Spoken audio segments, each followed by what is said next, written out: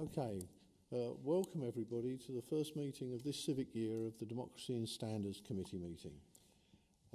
This is the Democracy and Standards Committee meeting on Tuesday the 4th of June 2024 at 7 p.m. in the Council Chamber at the Corby Cube. Can we have apologies for absence, please? Okay, thank you. Right, members' declaration of interest, if any. Are there any declarations of interest that are not already registered with the members' register of interests? I hear silence, therefore I'll take that as meaning there are none. Okay, right, next is the minutes of the meeting that was held on the 15th of April 2024. I have one correction that I need to make.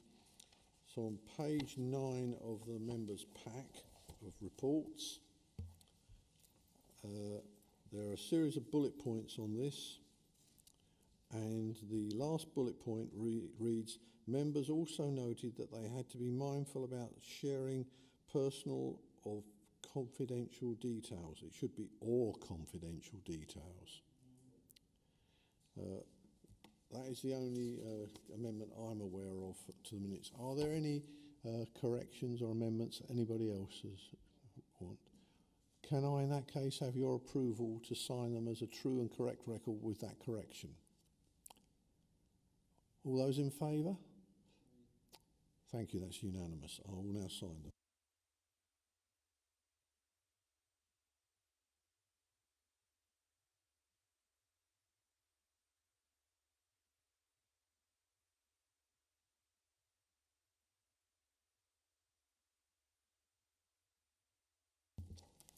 Right, thank you. Right, we now move on to agenda item 4, which is appointment of independent persons to the Democracy and Standards Committee. And I'll hand over to our monitoring officer who's going to present this report in the absence of Camille Coulson-Patel. Okay? Thank you, Chair. This report is presented to members to seek approval of the recruitment process for the appointment of independent persons to the Democracy and Standards Committee and also their term of office. The recruitment for the appointment of independent persons was actually planned for May 2025. However, 2 of the 3 independent persons that we currently have are unable to continue their roles from September 2024, which will leave the Council with only 1 independent person, and that's the basis for this report being presented today. The report is brought forward to ensure that the Council complies with the requirements of Section 28(7) of the Localism Act, which requires the local authority to put in place arrangements for promoting and maintaining standards of conduct, which include the provision for the appointment by the authority of at least 1 independent person. The proposed appointment also supports best practice guidance issued by the Committee for Standards in Public Life, and their recommendation is that the authorities have at least 2 independent persons. Independent persons in their role, they assist myself as monitoring officer with the consideration of allegations of breach of the Councillor Code of Conduct. It's important to note they are not co-opted members of the Democracy and Standards Committee, but are able to attend the meetings where standards matters are discussed at the invitation of the Chair.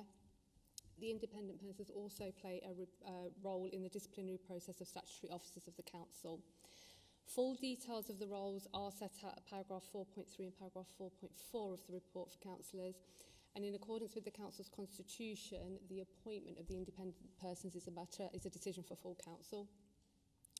The report details the recruitment process and the proposal is for 2 independent persons and recommends formalisation of future arrangements for appointments, including their term of office. Whilst legally the Council is only required to have 1 independent person and their term of office is not prescribed, the proposals in the report are that we have 2 independent persons with a 2-year term with an option to extend for 2 years, so the maximum that we're proposing in the report is 4 years. The report also details at paragraph 5 the legal requirements of the recruitment process, and the proposed timetable is set out at paragraph 5.5 of the report. Finally, I would ask councillors to note the financial implications of the recruitment. It is proposed that the independent persons be paid an annual allowance of £400 and be invited to meetings of this committee 6 monthly. So, councillors, the recommendations are set out at paragraph 3 of the report, and I am happy to take any further questions. Right. First of all, something that I pointed out to the officers is that, well, going to 4.3 on page 15, there is a slight complication that it's implicit in the Constitution that all of the town and parish councils have the same adopted code of conduct, but in the past that hasn't necessarily been the case, and so I've asked the officers to verify that our towns and parishes have the same adopted code of conduct, because it was optional for them to adopt a code of conduct from a different authority or a different model code. We don't know at the moment exactly which ones they all adopted. We think they adopted the same model code, but we're not certain. I've got an email here from Camilla in which she says that that is something to be looked into and to verify so that we don't have a problem in the future. Councillor Keane, I understand you want to say something. Yeah, it's 5.5 with the timescale of the recruitment of the independent person. It says interviews with monitoring officer, deputy monitoring officer, chair and vice chair of Democracy and Standards Committee. I'm a bit concerned that there's no one from any opposition groups that's having any inputs of the independent person. Thank you, Chair. The actual appointment is the decision for full council. So the recommendation, the interview process will be conducted as set out at 5.5, but the recommendation regarding the appointment will be a decision for full council, where all members will have the opportunity to engage and make comment on that. Yeah, it's just the scrutiny there at that level, that the people that will come to full council wouldn't have had any scrutiny for any opposition members. So I would like to have seen at least a member of the opposition being able to have being able to interview an independent person. Otherwise, it could be seen as the authority marking its own homework. I personally have no problem with that, because it should be something that's independent of political influence, and I would be prepared to suggest an amendment adding that one person nominated by the leader of the opposition main group could be included in the interview panel. I don't have a problem with that at all. If there was a problem, then we've got a big problem, because this should be apolitical. I would be happy to suggest that amendment. Is there anyone who would like to second that? Yes, I'll second that. All those in favour? That's carried then. Yeah. I must admit, I was slightly concerned that we would have problems with that timeline, because it overlaps with the general election, but the officers have assured me that they won't have a problem with that. So I'm happy with that. Now, if we go to the recommendations. Oh, sorry, Dorothy. Well, when you were saying that they get awarded £400 a year, does that include travel? You could. Oh, didn't you hear it? I can hear it. Thank you, Councillor. It's a flat fee of £400 per year, okay. So it's all inclusive. Yeah. That's not what the report says. The report says £400 per meeting. The wording, thank you, Councillor. I think the wording is slightly confused in that regard. It's a flat fee of £400, just to clarify that. I did read it and thought, oh, actually, is that £800? But no, it's a flat fee of £400. It's an annual payment of £400. Are there any further questions or comments? Do you want to come back, Councillor Lorman? Okay. Oh, Councillor Maxwell? Do they get a cup of coffee? Do they get a cup of coffee? That's an interesting question. I don't know the answer to that. I'll tell you this. If you were standing for the general election and you offered a coffee to an elector, that's technically treating on a breach of election law. Well, I realise this, but this is an independent person who's coming to a meeting, and I just think it would be quite nice to give them a cup of coffee. Right, can we go to the recommendations which are on page 14 of Councillor Lorman?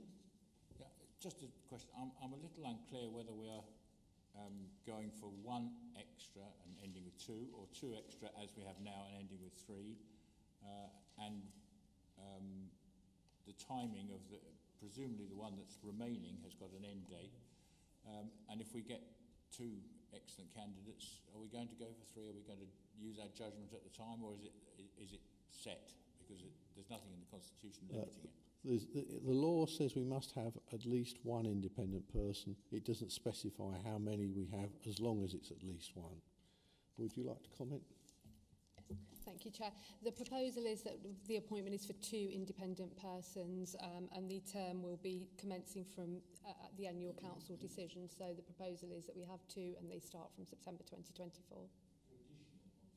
Two all-encompassing two. So the third one will not apply anymore. So it would just be the two new independent persons that are recruited.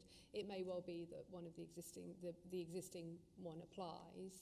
And that might be taken forward, but the outcome is that the expectation is we will have two. Right, are there any further questions or comments? Okay, well, let's go to the recommendations. 3.1.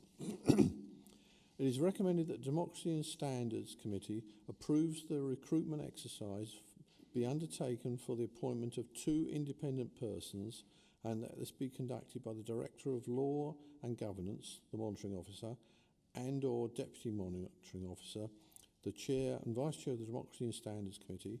We've modified that, plus one person to be nominated by the leader of the major opposition group. B. Agrees the term of office of 2 years, which can be extended once in line with best practice recommendations as set out by the Committee for Standards in Public Life. And C.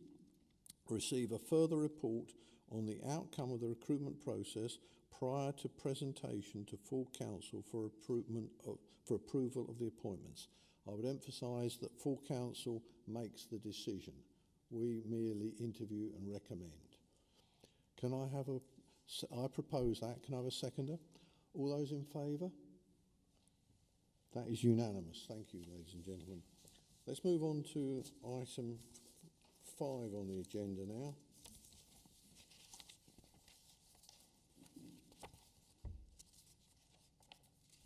Would you like to present the report? Thank you, Chair.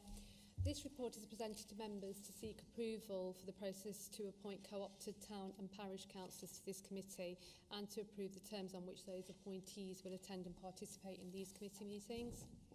The terms of reference for the Democracy and Standards Committee provide for co-opted town and parish representatives to be appointed by the council for the purposes of assisting with the authority's obligations to deal with allegations of breaches of the Code of Conduct. These positions have not been filled since we were vested, and the purpose of this report is for the committee to consider and adopt a process so that these roles may be filled. It's recommended that the term of office of the co-opted members coincide with the election cycle for the council, with the exception of the 24-25 appointment, which will continue to May 2029, subject to the co-opted member remaining a member of a town or parish council. It is proposed that the monitoring officer work with NCALC, who will support the council with the proposal by seeking expressions of interest from the entire membership of NCALC, which is across our unitary area, and nomination of the representative. The nominee then that was put forward by NCALC will be recommended to full council for a decision to be taken. Councillors will note that it is recommended that twin-hatted members, and those are those members that are North Northamptonshire Council members and members of town or parish councils, be excluded from this process, as this supports a wider range of views being heard. The appointed members are expected to be invited to meetings of this committee and attend a minimum of 2 meetings per year. In contrast to the previous report, councillors will note that it is not proposed to make a payment to these representatives. The process to be adopted is set out in full at the recommendations of paragraph 3 of the report, and I'm happy to take any further questions from members. Right, before I open it up, I've got a couple of points I'd like to make. First, just a minor one at the top of page 20, where it says that specifically that the co-opted member remains a councillor of a town and parish council. It should be or parish council. That's a fairly straightforward one. Now my main concern is 3.1a subsection A, whereas the officer just said the entire membership of NCALC. I personally do not think it's appropriate for someone, say, who's on Daventry Town Council to be co-opted onto this council. I think that should be amended to say the members of NCALC who are elected to parishes within North Northants Council area. So I would like to amend it to say that. Councillor Maxwell. Well, I'd like to say that not every parish council has NCAL. They're not all actually part of the NCAL membership. So does that mean that they are then left out if they wanted to put themselves forward? Well, it will have to be the parishes of this council, one way or the other. Councillor Lawman. I was going to make exactly the same point. There are a number of councils, parishes that are not members of NCALC, including two of our largest town councils. That process effectively disenfranchises them if we're not careful. The other thing is I'm a little unclear about the numbers, because recommend D says the town and parish council representatives, and there's a number of places where it says town and parish. It intimates that there should be one from the towns, and one, though how you call one a town or a parish is up to them. There's some strange name changes around. So are we just having one person, or are we having two, one from larger towns and one for smaller parishes? It's unclear. Well, it's interesting that you raised that. I raised a series of issues similar with the officers in the week, and one of the things that I was going to add is that the whole subject should be referred to the Constitution Working Group, because there are a number of ambiguities and lack of clarity in places. So, for instance, it's only appropriate for a town or parish council co-opted member to participate in voting when it is a standards matter, and secondly, one that involves a town or parish council. It would not be appropriate for them to vote on a democracy matter of this committee, or on a standards matter that only involved unitary councillors. Therefore, when I discuss this with the officers, there's sufficient complications there that it's felt that it's too difficult to deal with it within this set of recommendations, and that we have an additional recommendation that the Constitution Working Group be asked to look into the terms of reference of co-opted town and parish councillors, because we don't currently have an adequate set of terms of reference for their participation. I believe that, well, it may well have been the case that the original draft constitution that we lost 3 years ago, 3.5 now, may well have had that information in it. But the constitution we currently have is silent on the matter, and it needs to be clarified. So I'm going to suggest that we have an E on this that will refer to the Constitution Working Group to produce draft terms of reference for the participation of town and parish councillors in the decision-making process, and one that will obviously have to go through the process of being drafted by Constitution Working Group, then come to this committee, and then go as a recommendation to full council, which will be the decision-making body. Now, I'd like to propose that. Is there a seconder for that? Can we... what I'd like to ask, Chair, is that as some towns and parishes are not linked to NALCO, does that mean that they can't be part of this, or are you going to make sure that that should not be in it? Now, the first recommendation that I made for an amendment was that we, instead of saying the entire membership of NCALC, it covered the town and parish councils within the North Northants district area. That's what I suggested. Whether they're a member of NCALC or not is not relevant. What matters is whether or not they are a statutory town or parish council within the unitary area of Northamptonshire. Well, let's deal with that one first. Can I have a proposal for that amendment? Okay, is there a seconder for it?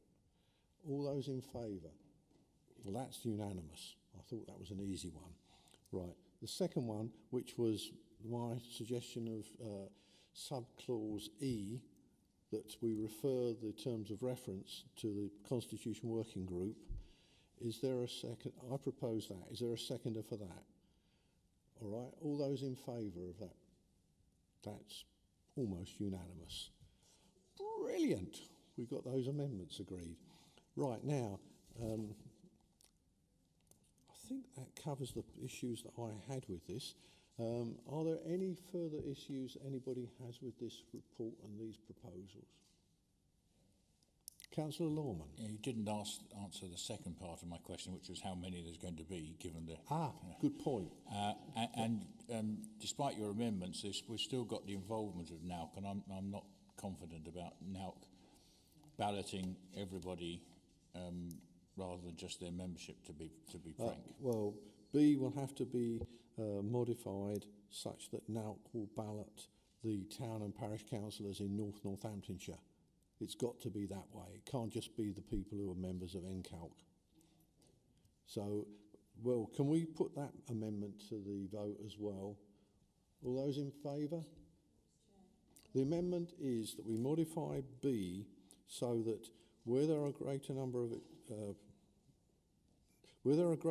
of expressions of interest than vacancies, NCALC will ballot the membership on this nomination. Not its membership, the parish and town councils. Yeah, all the parish and town councils in Northamptonshire. It will be a ballot across them. Can I just say that if you're saying that all parish and town councils will be consulted by NCALC, surely if they are not in NCALC, it's not relevant to them. What? Would you like to answer that? Thank you, Chair. I think the point that's being made is that not all town and parish councils within the unitary administrative area are necessarily members of That's NCALC, right. which I absolutely accept and agree. And I don't think it's possible for us to bind NCALC to ballot those town and parish councils that aren't within its membership. So we perhaps need to, members perhaps need to think about actually, is it then that actually we will seek the support of NCALC in terms of those town and parish councils that are in the unitary area to ballot, but that we will also write to those that aren't to ask the town and parish councils to ballot independently as that, so we get the widest possible scope? Councillor Brackenbury. Would we know the town and parish councils that aren't in NCALC? We do. We can certainly ask the question, and then once we've got those details, then we could I could write to, on behalf of the committee, could write to them to ask them to ballot their members. The clerk could do that independently of NCALC. I'm just not sure that we can bind NCALC to ballot those that aren't paid up members. Oh, Councillor King, do you want to speak? Yeah, we share a monitoring officer, don't we? So is there anything that the Democratic Services part of NNC could use to ballot all parish councils? Yeah, I think that's the suggestion that I'm making, that we write to NCALC that NCALC ballot their members, but then we identify those that aren't members, and that through this committee I be given authority to write to NCALC, to those clerks, and ask them to put forward any suggestions so that we get the widest possible view for the committee. Before we move on to any other issue, since this is a significant issue, can we have a vote on adopting the change that you've suggested? I'm happy to propose it. Is there a seconder? All right, all those in favour? That's near enough. It doesn't. No, I don't understand what you're saying. So I wasn't Right, clear well, what it was. I'll explain. I'm a bit concerned about a two-tier process here. Exactly. Yeah. How are we going to ensure that if there's somebody from a non-member and somebody from a member, that it's fairly done? It sounds. I just think this council should Just have the leave them resources out. to do the whole thing itself and not involve now. Exactly. Yeah. I think you need to leave Nencal out of this, because I think that parish councils and towns just then will consult the members, but don't put in Nencal into it. Would you like to comment?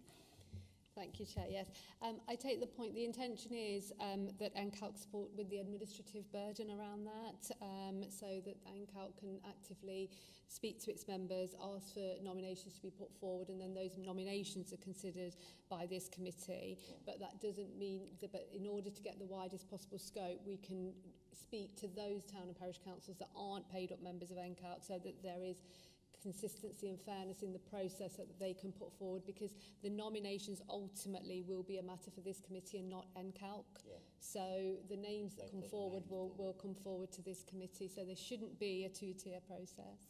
Councillor Maxwell again. Yeah, I said Councillor Maxwell. Right. I actually don't agree with that. I think you're more or less saying that if you're a member, then you have to listen to what NCAL say about how you vote.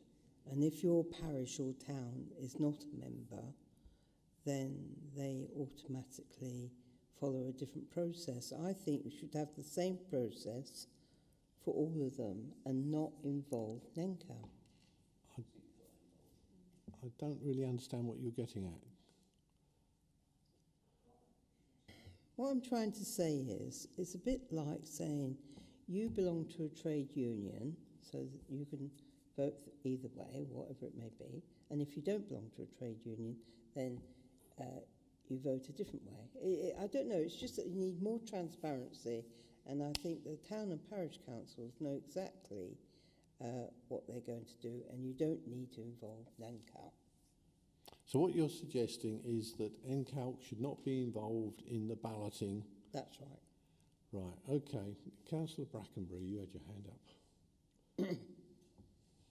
I was just going to say that the process of actually selecting who are co-opted will be the same across. It's just the means of contacting those. So as long as we are confident that NCALC will contact its members across Northants, and we contact the members, it should have no bearing on who is selected. Or Well, there seems to be a doubt that some of the councils who are not members of NCALC will be fairly involved in the process. Is there any justification for assuming that? It does seem presumptuous. Councillor Maxwell. Well, I think the thing is, that the issue is that these town and parish councillors are quite able to follow this procedure without having another party coming in and overseeing it. That's what I'm trying to say. I've just spotted a problem. Certainly in the past, we had some parishes where they had a parish meeting rather than a parish council.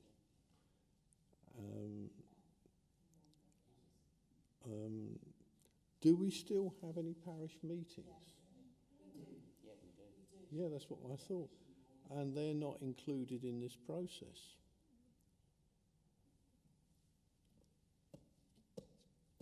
We have a problem. Would you like to comment?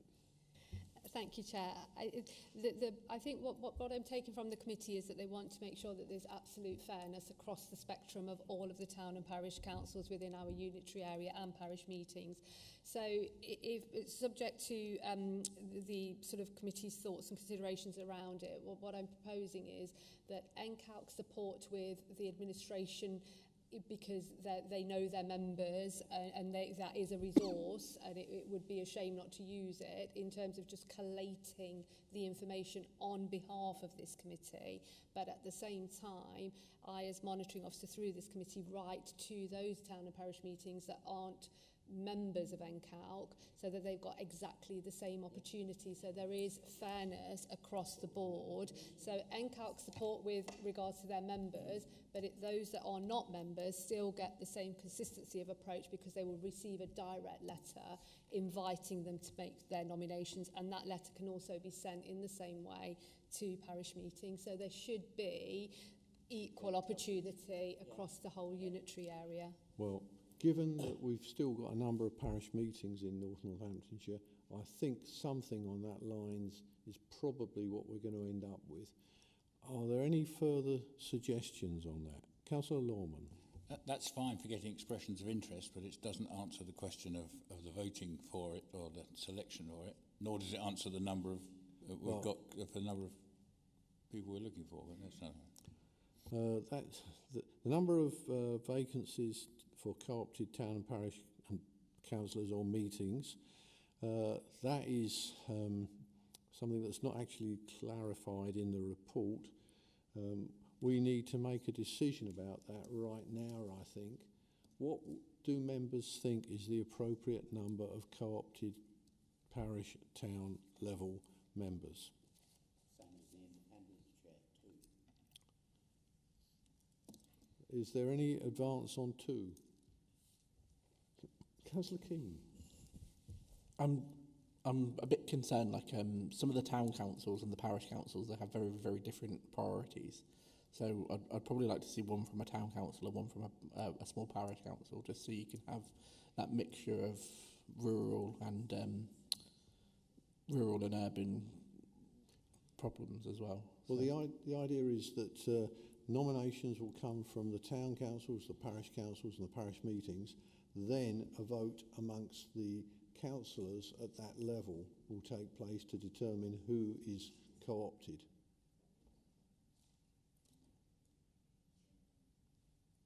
Councillor Lorman? I'm just going to make a suggestion, picking a figure. I suggest we have one from any conurbation of more than 10,000 people and one from any conurbation of less than 10,000 people. That provides a split.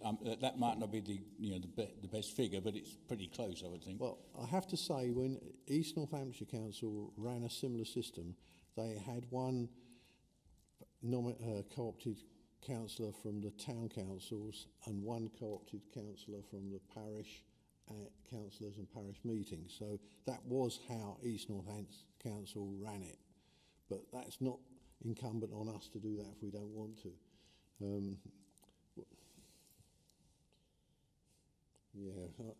I think we're getting too complicated here.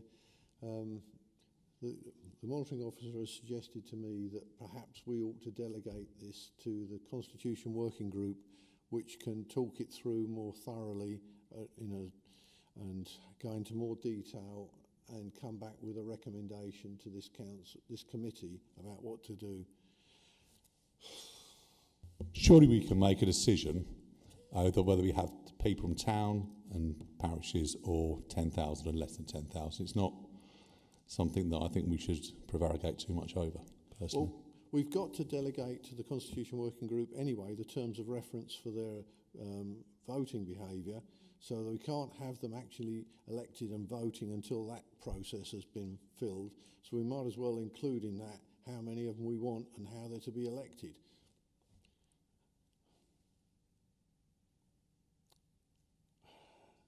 Right, I think that delegating the number and where they get elected from to the Constitution Working Group as part of the stuff we're already delegating to them is probably the right idea, because we're trying to invent policy on the hoof here, which is never a good idea. So I'm proposing that we'll do that as suggested by the monitoring officer. Is there a seconder for that? Okay, we have a seconder. Can I have a show of hands for those in favour of this? That is near unanimous, so I'm going to suggest that that is what we've modified these recommendations to. Now, are there any further issues? Oh, you've got an issue you want to raise? Just one point of clarification, Chair, if I may, just to answer Councillor Lawman's point on the first report. I have gone back to the Constitution and checked it for clarity in terms of the payments to the independent persons. It is £400 per meeting with a maximum of £2,000 for the municipal year. So it is £400 per meeting. So apologies for that, just to clarify for the purposes of the minutes. Well, once again, that is a matter for full council, not for us. Right, now, with the amendments we've made to section 3.1 on page 20 of the report, we seem to have got a consensus and a majority in favour of each of those amendments. I'd like to propose we accept the amended recommendations. Is there a seconder for that? Okay, all those in favour of accepting the amended recommendations? That is a majority. There's only one abstention, which I suspect was a vote against. Am I correct, Councillor Maxwell? Oh, it was this. Okay. Right. Well, that is the last item on the agenda. So we have completed the agenda in, what is it, about 40 minutes? 35 even. So I declare the meeting closed, and I'd like to thank everybody for a very intelligent contribution from all sides, very productive meeting, and we will be coming back to this later this year after the Democracy and Standards, after the Constitution Working Group has looked at it and talked it through properly, and the officers have produced a new report with more detail. Thank you very much, and have a safe journey home.